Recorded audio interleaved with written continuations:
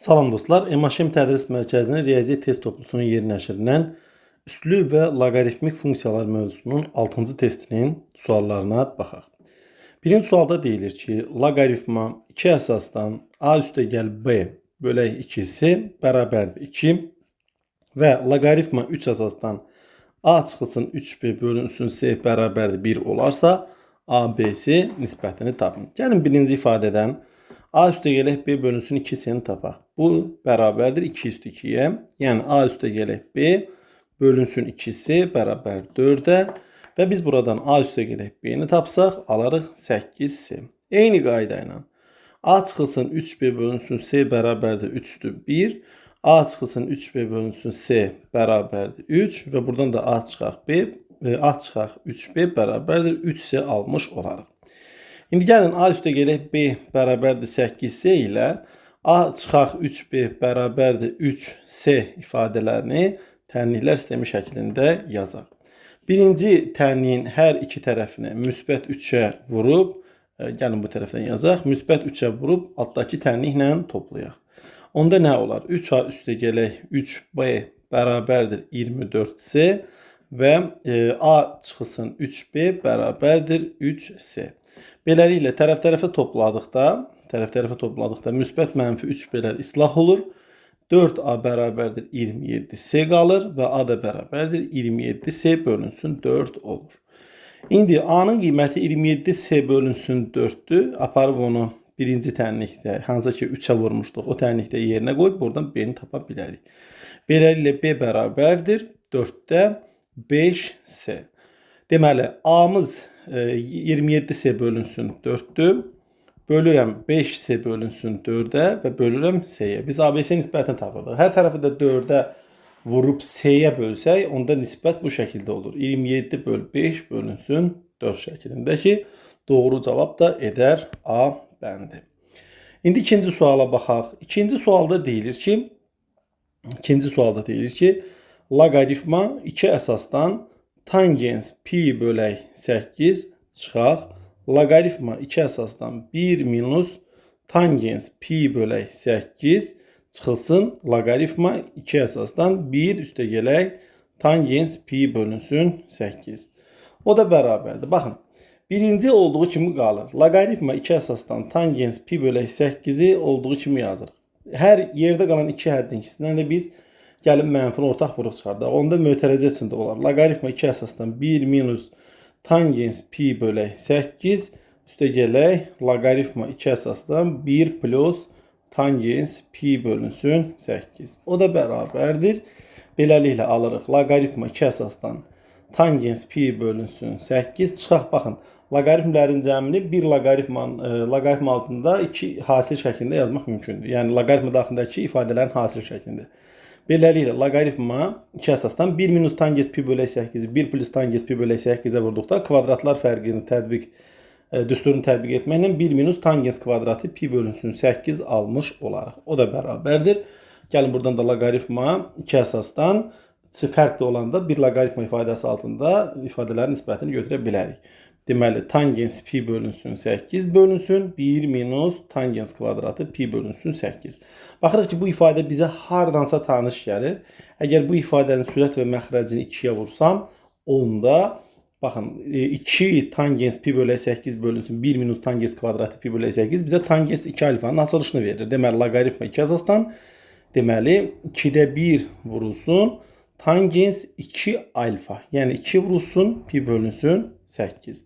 O da bərabərdir. Loqaritma 2 əsasdan 2-də 1 vurulsun tangens pi bölünsün 4. Tangens pi bölək 4-də 1 alır.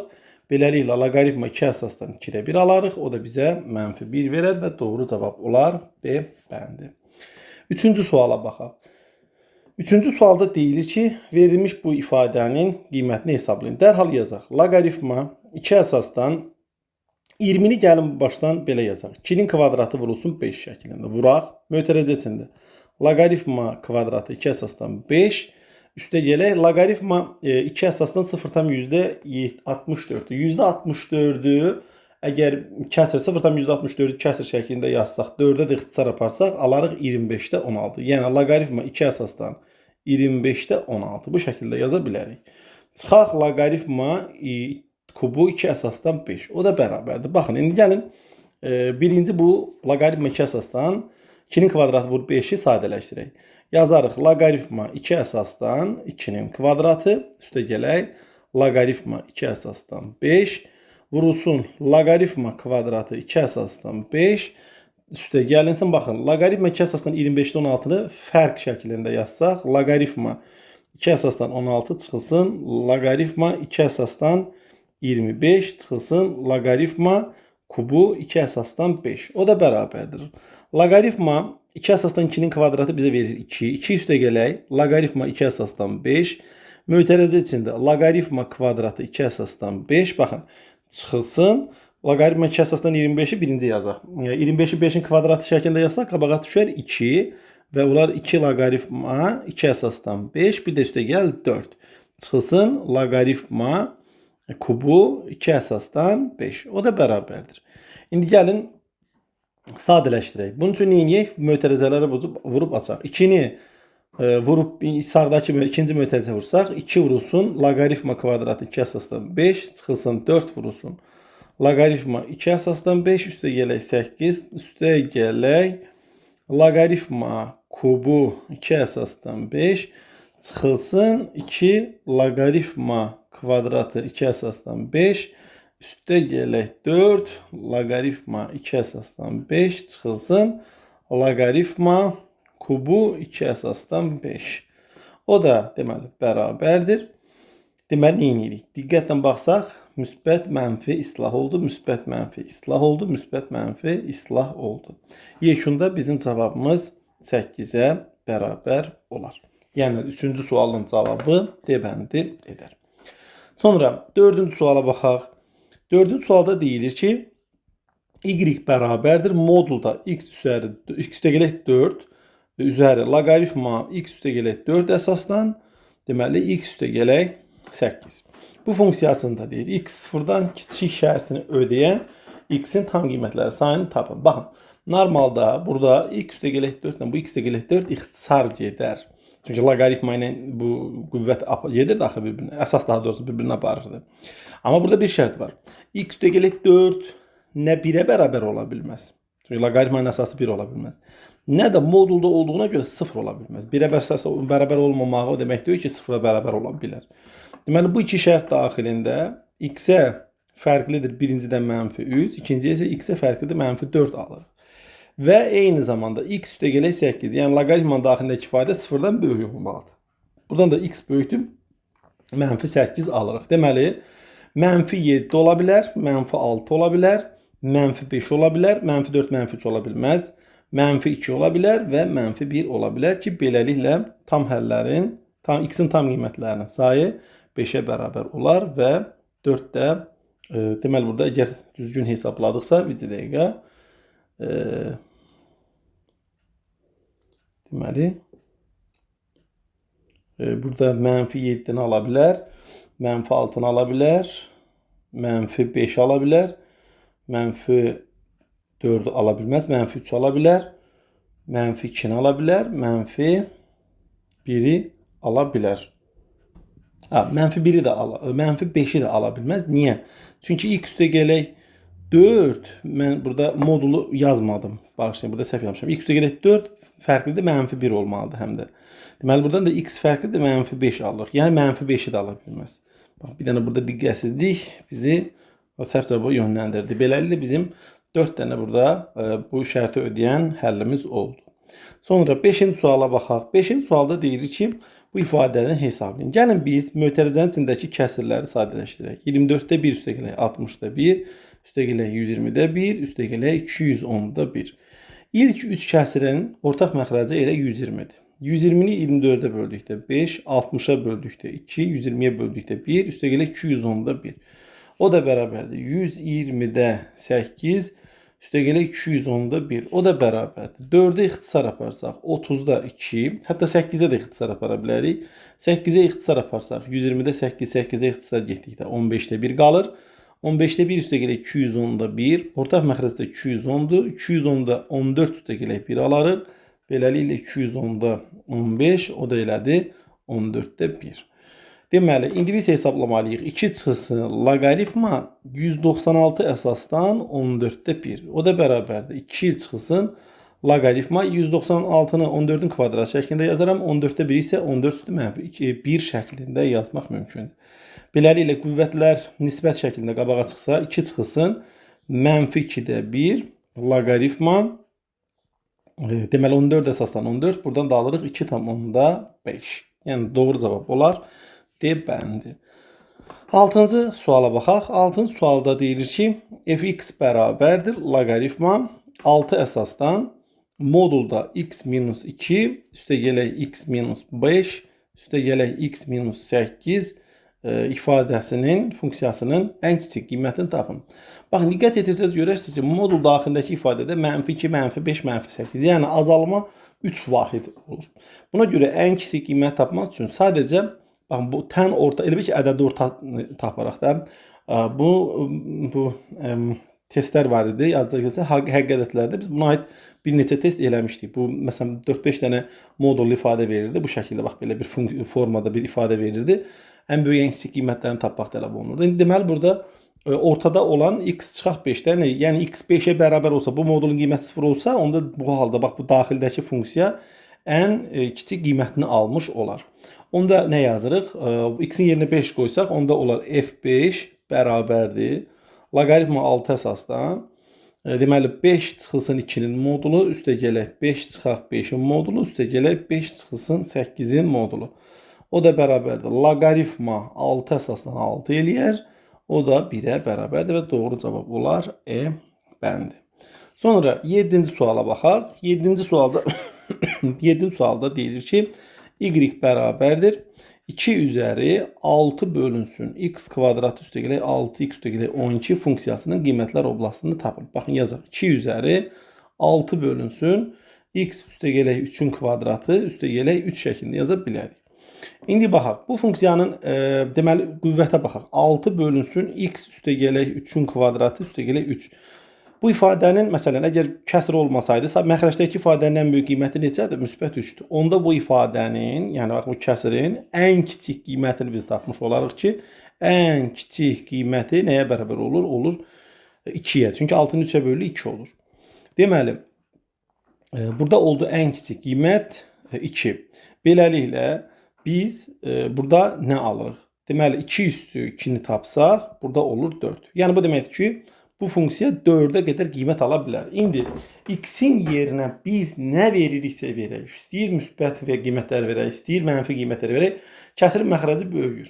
Kəsirin məxrəci böyükdükdə kəsirin qiyməti kiçilir və x sonsuzluğa bərabər olanda onda bu kəsirin qiymətini biz belə deyək də, kəsirin qiyməti nəyə bərabər olur? Kəsirin qiyməti 0-a yaxınlaşır. Çünki məxrəc sonsuzluğa doğru gedir axı. 2 üstü 0 da bizə nə verir? Deməli 0 verir. 2 üstü 0 bizə 1 verir, bağışlayın. Deməli x sonsuzluğa yaxınlaşdıqca y funksiyasının qiyməti də 2 üstü 0-a yaxınlaşır və 1 olur. Amma bu 1-i ala bilmir. Ona görə də doğru cavabımız olur 1, 4 aralığı. Yəni doğru cavab olar A bəndi. Sonra 8-ci suala baxaq. 8-ci sualda deyilir ki, gəlin bunu biraz böyüdək. 8-ci sualda deyilir ki, verilmiş funksiyanın təyin oblastını tapın. Dərhal yazaq. Fx bərabərdir LG mötərizə içində loqaritma 0,2 əsasdan x çıxaq 5 bölünsün x üstə gəlinsin 2. Bu funksiyanın təyin oblastını tapmaq istəyirəm. Funksiyanın təyin oblastını tapdıqda deyirik ki, daxildəki ifadə 0-dan böyük olmalıdır. Loqaritma daxilindəki ifadə. Yəni loqaritma 0,2 əsasdan x minus 5 bölək x üstə gələk 2 böyükdür 0 olmalıdır. Buradan belə çıxır ki, x minus 5 bölünsün x üstə gələk 2 0,2 əsas olduqda biz bildik ki, ifadəyə müsbət olması üçün loqaritmanın altındakı ifadə də 0-1 arasında olmalıdır ki, a və b belə deyək. Həm a, həm də b. Əgər 0 ilə 1-in arasında olarsa, loqaritma a əsasdan b 0-dan böyük olar həmişə. Bunu yadımızda saxlayaq. Bax, bu bizim artıq bildiyimiz bir qaydadır, düzdürmü? Loqaritma a əsasdan b böyükdür 0 olmalı. Deməli, onda bu ifadə 0 ilə 1-in arasında qiymət almalıdır. Yəni 0-dan böyük olmalıdır, 1-dən isə kiçik olmalıdır. İndi 0-dan böyük olması üçün x 5-dən x minus 5 böyükdür 0 olmalıdır və birdən x böyükdür 5 alırıq. və x üstə gələk 2 böyük 0 olmalıdır. Yəni x böyükdür mənfi 2 olmalıdır. Eyni zamanda burada x çıxılsın 5 bölünsün x üstə gələk 2 kiçikdir 1 olmalıdır. Biri sola keçirsək, ortaq məxrəc də x üstə gələk 2 olsa, onda olar x çıxaq 5 çıxılsın x çıxılsın 2 kiçikdir 0. Buradan x'lər sürətdə gedir. X mənfi x'dən gedir. Qalır mənfi 7 bölünsün x üstə gəlinsin 2 kiçikdir 0. Deməli ifadənin 0-dan kiçik olması üçün x üstə gələk 2 böyükdür 0 olmalıdır. Yəni x kiçikdir, böyükdür mənfi 2 olmalıdır. Beləliklə biz belə bir ifadə aldıq. X mənfi 2-dən böyük olmalıdır və x 5-dən böyük olmalıdır. Mənfi 2-dən böyük olmalıdır və 5-dən böyük olmalıdır. İndi intervallara ayırsaq, 5-dən sağa məsələn bir qiymət desək ki 6 veririk. 6-dan 5 çıxanda 1, məxrəcdə isə olur 8, 8-də 1, yəni bu artıq 0-dan 1-in arasındadır. Buna hə deyirik. Bu oldu. İndi mənfi 2 ilə 5-in arasında biz əgər 0 qoysaq, bu baxın x üstə gələk 5 bölünsün x üstə gələk 2 kəsiri artıq x-in 0 qiymətində mənfi qiymət alır ki, loqaritmanın altındakı ifadə də mənfi ola bilməz. Sonra əgər mən mənfi 2-dən sola bir qiymət desəm, məsələn mənfi 3 desək, gəlin kəsirin qiymətinə baxaq. Mənfi 3 dedikdə mənfi 3 çıxaq 5 bölünsün mənfi 3 üstə gələk 2. Bu da mənfi 8 bölünsün mənfi 1. Bu da bizə verdi müsbət 8. Artıq loqaritma 0.2 əsasdan 8 bizə müsbət yox mənfi qiymət verir ki, mən artıq mənfi 2-dən kiçik qiymətləri də götürə bilmərəm. Beləliklə mənim cavabım ancaq 5-dən müsbət sonsuzluğa olar. Deməli bu funksiyanın təyin oblastı 5 müsbət sonsuzluq arasında olur ki, doğru cavab da B bəndinə uyğun gəlir.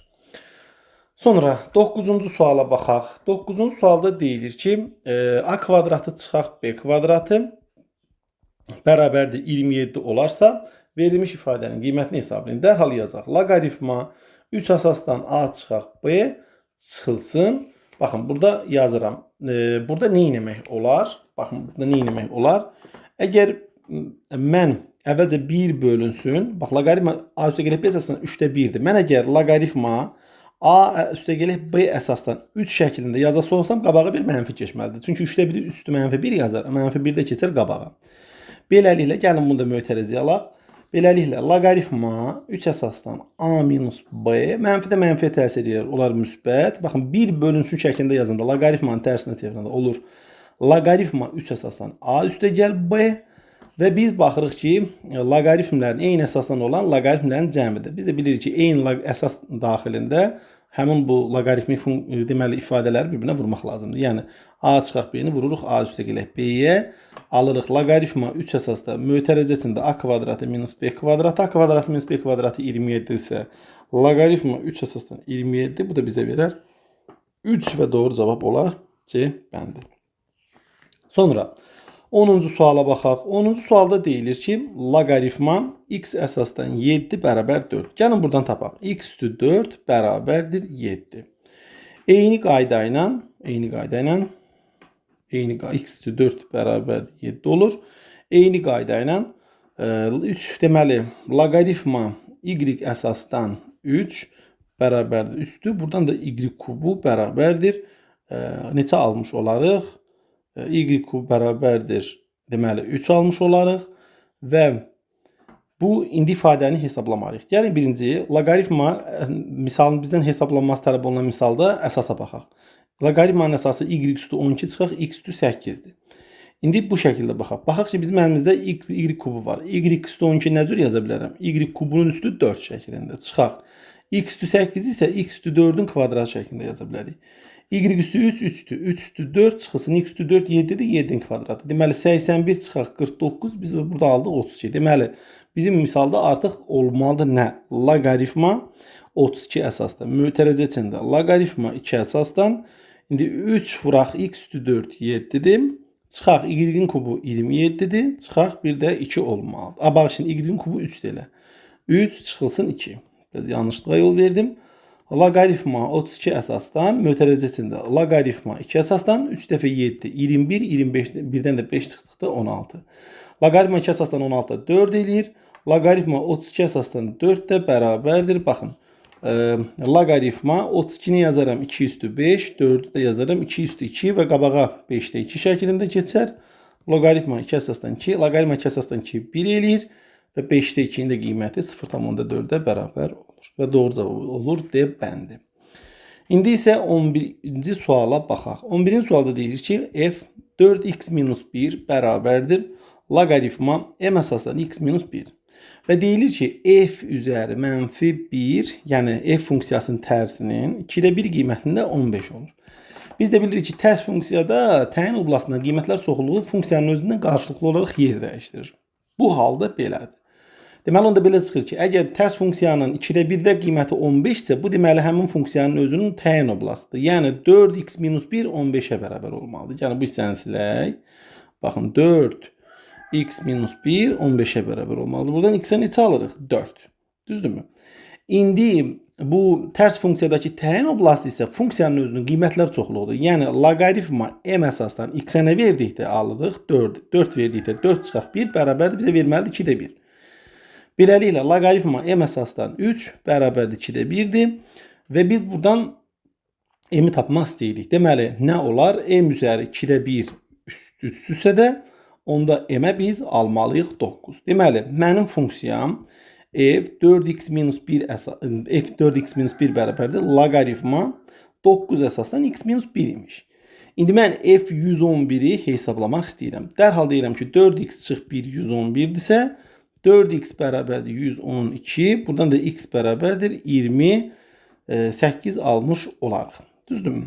Onda deməli, mən x-i yerə 28 qoymalıyım. Yazıram onda loqaritma 9 əsasdan 28 çıx 1. Buradan da loqaritma 9-u yazaram 3-ün kvadratı, 27-ni yazaram 3-ün kubu. 3-ü kubunu, deməli, qüvvətlərin nisbətini loqaritmanın qarşısına keçirsəm, 3 bölünsün ki, bizə 1/5 verər ki, doğru cavab olar D bəndi. Sonra gəlin 12-ci suala baxaq. 12-ci sualda deyilir ki, bu verilmiş ifadə a-ya bərabər olarsa, loqaritma 3 əsasdan 45-i a ilə ifadə edin. Dərhal yazaq. 1 çıxılsın, ya da ki, a bərabərdir. Deməli, yazaq 1 çıxılsın, 1 bölünsün. Baxın, 1 üstə gələk. Burada 1 bölünsün, loqaritma 5 əsasdan 3-dür. Onun tərsinə yazsam, olar loqaritma 3 əsasdan 5. O da bərabərdir. 1 minus 1 bölünsün. 1-in əvəzinə nə yazaram? Loqaritma 3 əsasdan 3 yazaram. Və onun da üzərinə loqaritma 3 əsasdan 5 gələrəm. Beləliklə, a da bərabərdir. 1 minus, deməli, kəsirin məxrəci eləyir. Loqaritma 3 əsasdan 15, sürəti isə 1. Ortaq məxrəc loqaritma 3 əsasdan 15-dir. Deməli, sürətdə olar. Loqaritma 3 əsasdan 15 minus 1. 1 də nə deməkdir? Loqaritma 3 əsasdan 3 deməkdir. Beləliklə, a bərabərdir. Loqaritma 3 əsasdan 15-i 3-ə böldükdə 5 bölünsün. Loqaritma 3 əsasdan 15. İndi nə edirik? Loqaritma 3 əsasdan 45-i hesablamaq istəyirik. Doğrudurmu? Əgər hesablamada heç bir səhv eləmədiksə, bu ifadə bu şəkildə olmalıdır. İndi baxaq. O da bu ifadə də bərabərdir. Gəlin bunu biraz da sadələşdirək. Bunu belə yazmaq olarmı? 15 əsasdan 5 şəklində.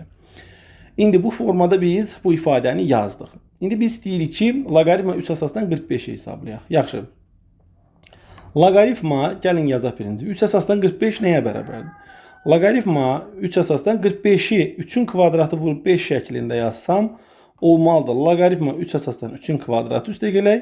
Loqaritma 3 əsasdan 5. Deməli, biz alırıq 2 üstə gələk. Loqaritma 3 əsasdan 5. Deməli, biz loqaritma 3 əsasdan 5-in nə olduğunu bilsək, onda rahat şəkildə biz bu ifadəni tapmış olarıq. İndi neyniyək? Biz əslinə qalsa, buradan biraz dəyən uzun getdik, amma tapa bilərik. Gəlin belə bir şey yazaq. Mən bunun tərsini yazsam, a bərabərdir 1 bölünsün. Bunun tərsi nədir? Loqaritma 5 əsasdan 15 yazsam. 5 əsasdan 15 yazsam. Yoxsa elə buradan gəlin yaxşı tapaq. A bərabərdir. Deməli, indi 1 bölək. Loqaritma 5 əsasdan 15-i. Loqaritma 5 əsasdan 5 üstə gələk. Loqaritma 5 əsasdan 3 şəklində yaza bilərəm. Bu da 1 bölək 1 üstə gələk. Loqaritma 5 əsasdan 3 olar. Yaxşı. İndi burada mən 1 üstə gələk. Loqaritma 5 əsasdan 3-ü tapsam nə alaram? A. Buradan da loqaritma, daha doğrusu A-da 1. Çünki tərsini tapırıq axı biz. A-da 1. Buradan da loqaritma 5 əsasdan 3 bərabərdir 1 bölək A minus 1. Yəni A-da 1 minus A. Bizə isə loqaritma 3 əsasdan 5 lazımdır. Yəni bu ifadənin tərsi. Onda loqaritma 3 əsasdan 5 də bu ifadənin tərsinə bərabər olur. Yəni A bölünsün 1 minus A. İndi ifadə alırıq. 2 üstə gələk 1 bölün. Deməli A bölünsün 1 minus A. O da bərabərdir. Ortaq məxrəc 1 minus A-dır. Onda olar 2 minus A. Deməli 2 minus A bölək 1 minus A doğru cavab deyilər elə A bəndinin özü. Burada məncə biraz uzun yol getdik. Amma yəni bu şəkildə eləmək mümkündür. Sonra burada A, B, C ədədlərini müqayisə etmək tələb olunur. Gəlin belə bir şey yazaq. Buradan biz 3'te 1 üzəri A bərabərdir 30'dur. İndi nə edərik? Əvvəlcə gəlin biz bu ifadəni biraz sadələşdirək. Nə edək? Əvvəlcə buradan A-nı tapaq. A-nı tapanda 3'te 1 əsasa görə loqaritmləsək 3'te 1 əsasdan 30. 3'te 1 də 3'dür mənfi 1 yazıb qabağa mənfini keçirsək mənfi loqaritma 3 əsasdan 30 almış olaraq. Baxın, loqaritma 3 əsasdan 3'dən 3 əsasdan 30 3'dən böyük 4'dən kiçikdir. Deməli bu ifadə mənfi 4'dən böyükdür. Mənfi 3'dən isə kiçikdir. Qabağında mənfi var axı. Deməli ikincisini hesablasaq 5'te 1 üzəri B bərabərdir 124. Buradan B-ni tapsaq nə alarıq? Loqaritma 5'te 1 əsasdan 124. Bu da bizə verir mənfi loqaritma 5 əsasdan 124. Burada isə əgər müsbət olsaydı loqaritma 5 əsasdan 125 bizə 3 verir. Deməli onda bu ifadə 3'dən kiçikdir, biraz kiçikdir. Deməli onda biz əgər B-ni tapan olsaq, yəni mənfisini yox, müsbətini yox, mənfisini görsək, deməli mənfi 3'dən biraz böyükdür, mənfi 2'dən isə ümumiyyətlə nədir? Kiçikdir. Yəni biz əksini götürürük də belə deyək. Sonra 7'de 1 üzəri C bərabərdir 50'dir. Burada isə C-ni tapsam loqaritma 7'de 1 əsasdan 50 alaram. Bu da bizə mənfi loqaritma 7 əsasdan 50 verir. Baxın 7'nin kvadratı 49 eləyir. 50 49'dan biraz böyük. Deməli bu ifadə yəni C mənfi 2'dən biraz böyük kiçikdir. Amma mənfi 3'dən çox böyükdür də belə deyək. İndi biz müqayisə eləsək, baxın. C mənfi 2'den biraz böyükdür. Amma mənfi 3'den daha doğrusu mənfi 2'den biraz kiçikdir. Amma mənfi 3'den çox böyükdür. Amma B isə əksinə. B mənfi 3'e yaxındır. Mənfi 2'den isə kiçikdir. Deməli hansı böyükdür desək C böyükdür B-dən. B də böyükdür nədən olmalıdır? A-dan olmalıdır və doğru cavab da edər E bəndi. Sonra 14-cü suala baxaq.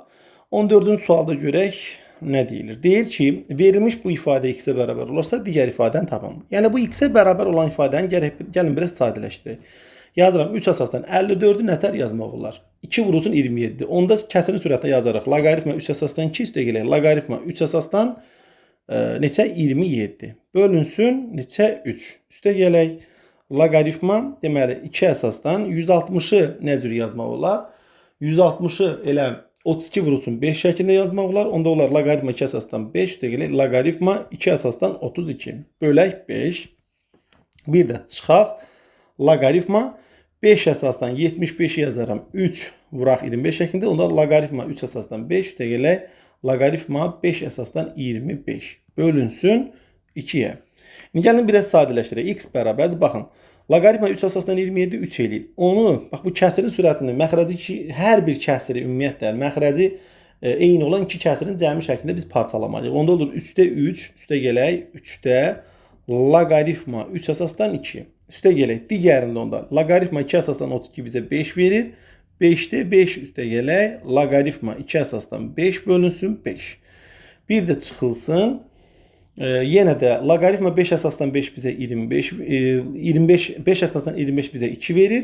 Deməli 2'de 2 üstə gələk 2'de loqaritma 5 əsasdan 3.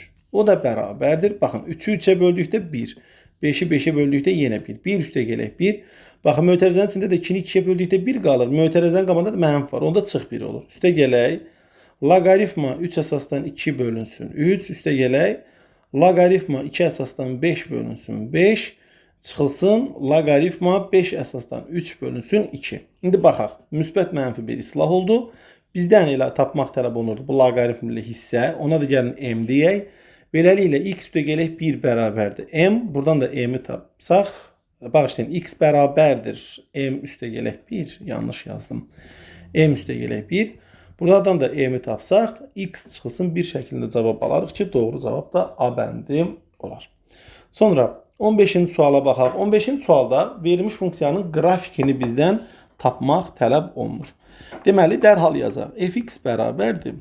Loqaritma 3'te 1 əsasdan x üstə gəlinsin 2 modulda, gəlin səliqə ilə yazaq, başlayın.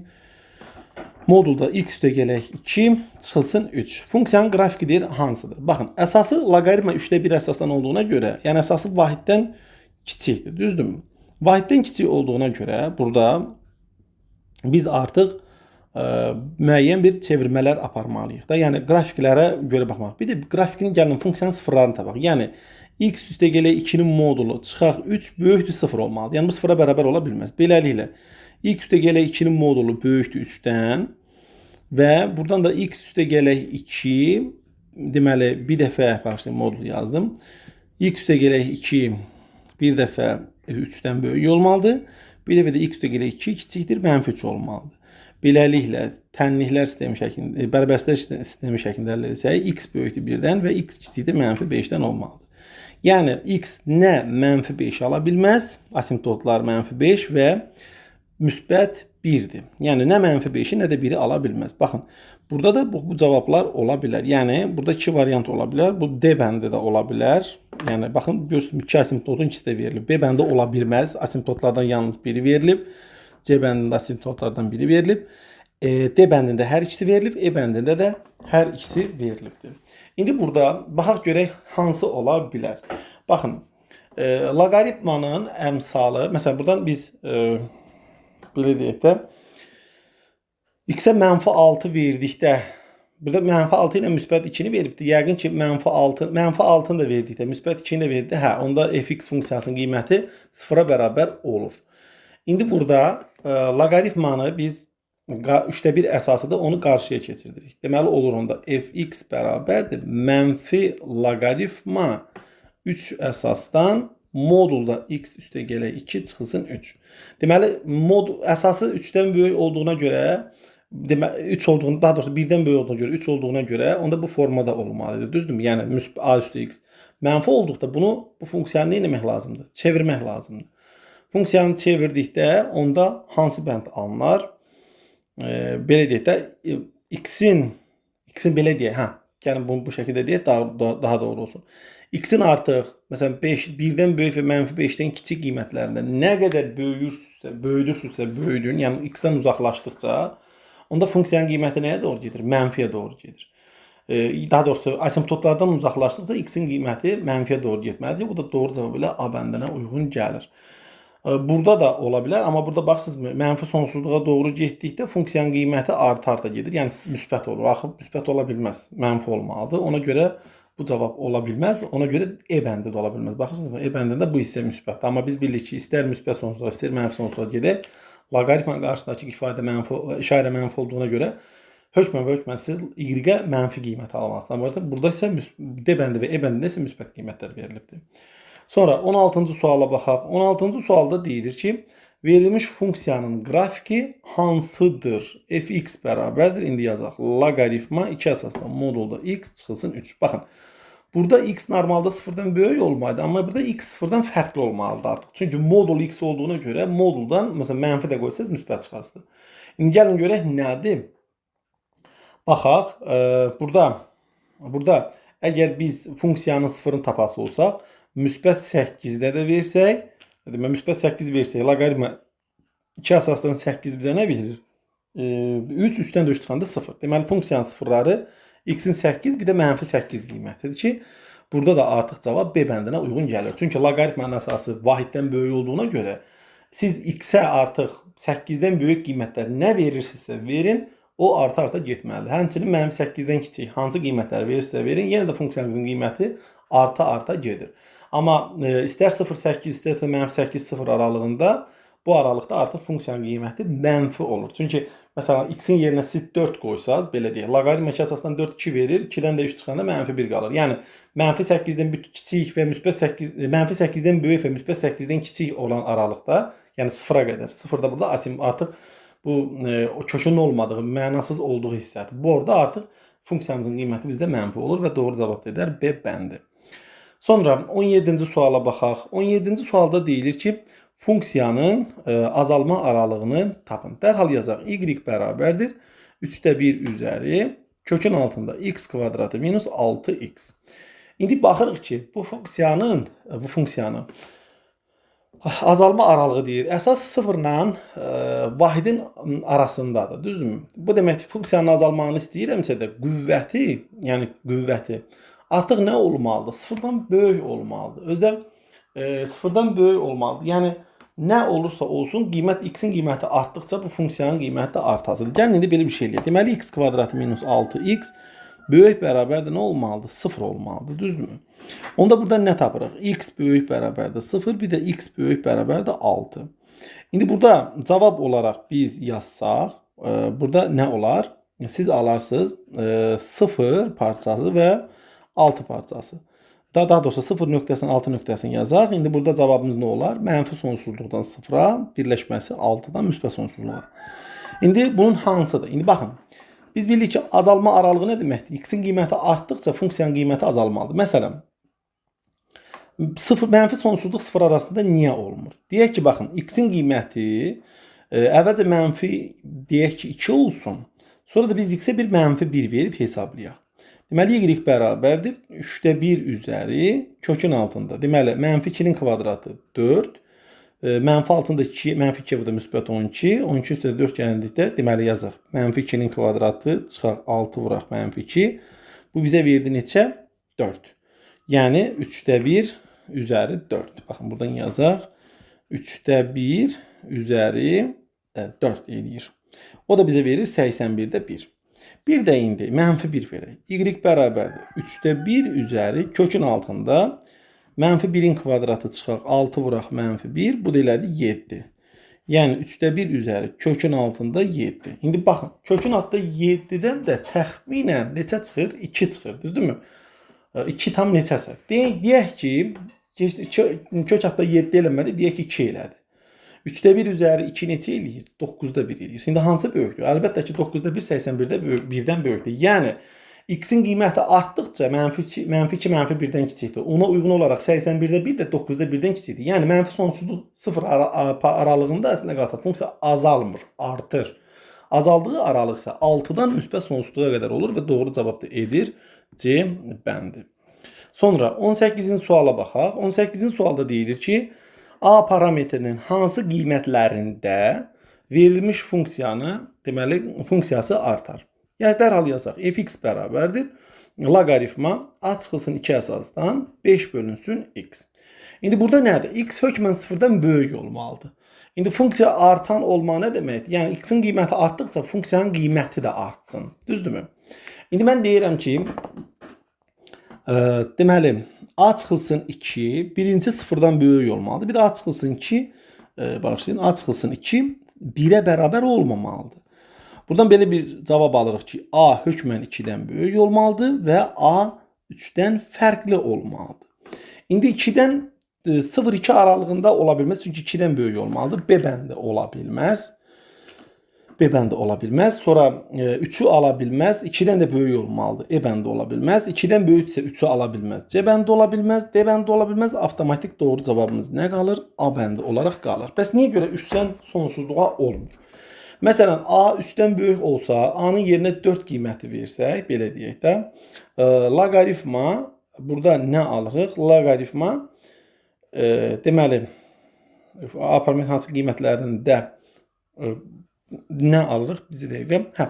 Alırıq məsələn 4 qoyduq. 4-dən 2 çıxanda 2, 5 bölünsün x. İndi deyək ki, funksiyası artır. İndi baxın, burada x-in qiymətini artırdıqca, bu aralıqda funksiyanın qiyməti nə edir? Artıq məsələn azalmağa başlayır. X-in yerinə 1 verirsiniz, loqaritma 2 əsasdan 5 olur. 2 verəndə loqaritma 2 əsasdan 2,5 olur. Sonra 3 verəndə 5 bölünsün 3 olur. Yəni loqaritmanın daxilindəki ifadənin qiyməti azala gedir. Deməli funksiyanın qiyməti azalır.